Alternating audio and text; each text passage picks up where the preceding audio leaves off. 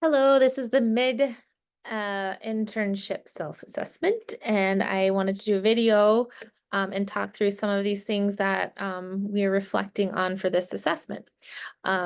First of all, counseling skills. I feel that I am now doing these Think Lab sessions that I had been wanting to do, where I'm meeting with every student in the building, and I have that system set up and organized and kind of working out the kinks still, but I feel like that's makes me feel great to know that I have a venue for meeting with students and having those relationships on a building level. I'm also really happy about the collaboration that's been going on between myself and our 31 in therapist in the building with this model skills class that we've been teaching. This is our 7th week. Teaching that together and co-facilitating it. And I feel like it's really strengthened our professional relationship and trust in each other and has been going really well. And I'm looking forward to the next couple of sessions this year of doing that class and making it better. Um, Use of theory, I'm learning unconditional positive regard, especially regarding social services issues that I am working with, being the McKinney-Vento liaison for the district. And it's something that I've reflected on over the semester. And knowing that my place is to offer non-judgmental support no matter where I am, um, but also balancing common sense as well and kind of allocation of resources. So that's something, of course, that I'm learning, and also learning the cognitive theory of learning as far as using these dialectical behavior therapy skills with these students for the class that we've been teaching.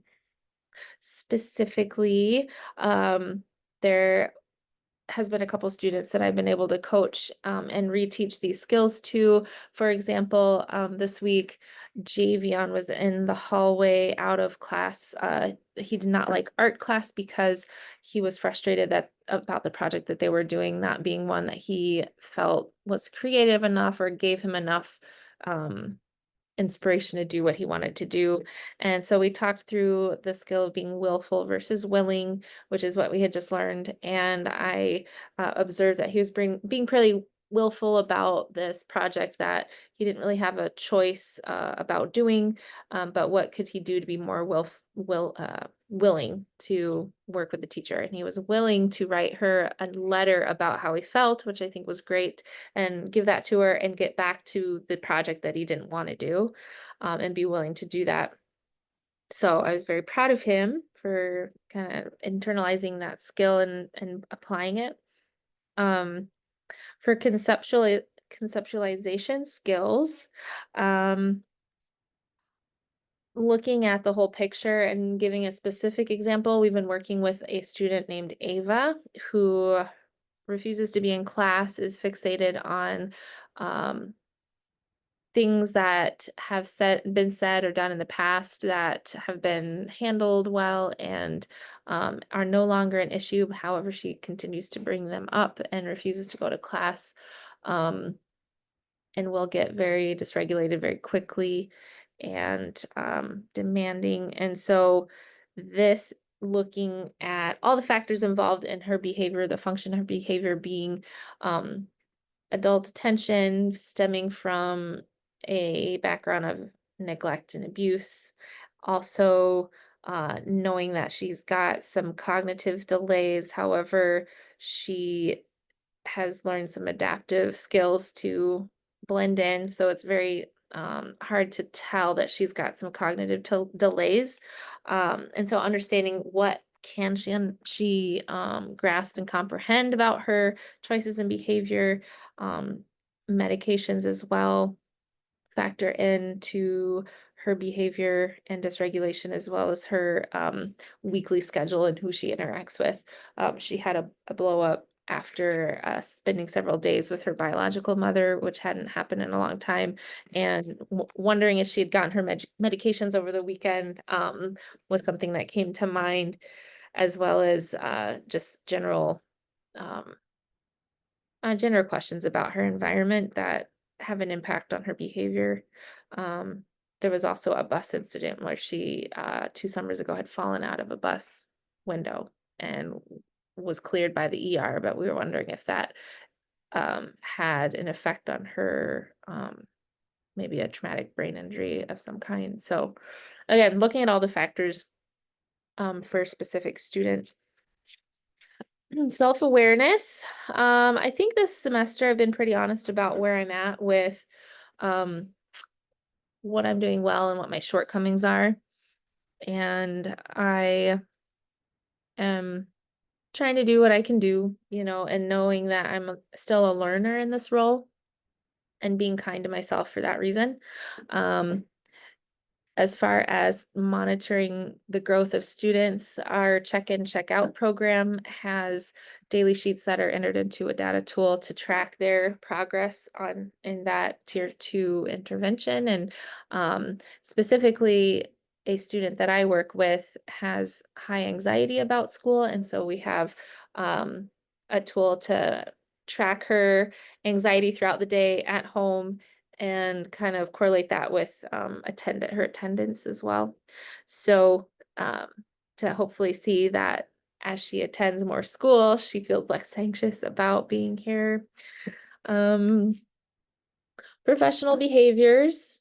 A specific example of my improvement here is, or just something that I feel that I've done well, is I've got uh, hopefully a reputation of respecting confidentiality and privacy of students and others. And so, and a specific example was I needed to discuss a student with a teacher.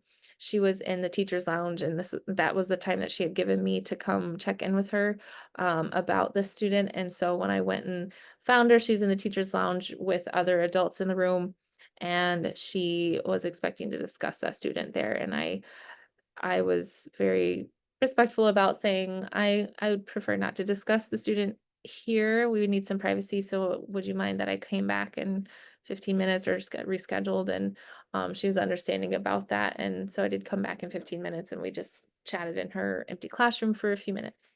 So, and then later on, I had another time where we went into a private location and she commented how she was impressed with my commitment to privacy. So hopefully others understand that that's important to me. Um, and finally, goal attainment. And so I've got my goals here that I went through and reflected on and to see what I have been doing for the goals. And I feel like I've got a lot to work on. It was good to make these goals and it was good to reflect on them and see where I'm at with them and know generally my kind of weaknesses as far as the things that I need to work on. And I know that one for sure is pre-assessments because for a couple of these I simply spaced it and I didn't make a pre-assessment. And even when I do make a pre-assessment, I'm not sure how to effectively make one to where I'm measuring something that has meaning for what I'm trying to measure. And this happened for a book study that I did with fifth grade. I did a 5-question survey that in hindsight, I don't feel was very effective or insightful. And so I changed it for this last class of fifth graders after reflecting on that and hopefully hoping that I can kind of have more clarity of what progress there is with the intervention.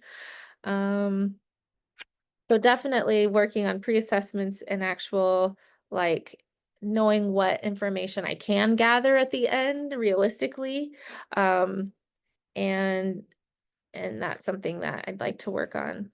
Um, I'm doing a lot of the interventions. I also feel that I didn't really have the infrastructure to do a whole school tier 1 intervention aside from teaching to all of the fifth grade or all of the third grade. I did not get to fourth grade. Again, I just don't have the infrastructure to get into classrooms very easily at this point. And uh, much less the knowledge of what I was going to do that would be worth everybody's time. So I feel like I have a better handle on that for next year. So again, it was good that I did it. Did I do it to the degree I wanted to. No, but again, that's part of the learning curve, so and learning process. Um, for the individual student support goal, you know, I met with him quite a bit. But again, I didn't do the assessments because I think I needed to write these goals and I felt like I was rushed to get moving on a lot of these things and it was just too much information to keep track of and um to remember all the specifics. And even if I did, I don't know if I would have had or even taken the time to do it, to be honest. So again, something to improve. I just felt like it was so much all at once and I just couldn't get it all done. So, um, I do see positive change with this student and I'm glad for it. Um, but there's definitely some things I would have done differently or just done not at all at the same time. So, um, for the seminar goals, and I know I'm kind of running out of time, but seminar goals, I feel like I facilitated 2, seminars, which went well. Not sure that I was aware of what others were planning to discuss and to bring, materials and questions to those seminars. Um, and for use of time, it was eye-opening. I have a lot of time that is not direct contact with students, because again, a lot of the program planning and, um, just a lot of stuff that I do isn't direct student contact. So wanting to tighten that up, and I think doing the think labs will really help with that as well, um, and help structure my time better. So those are my thoughts for the assessment. Thank you for, and sorry this is going long, I'm pretty sure. But I will see you soon. Thanks.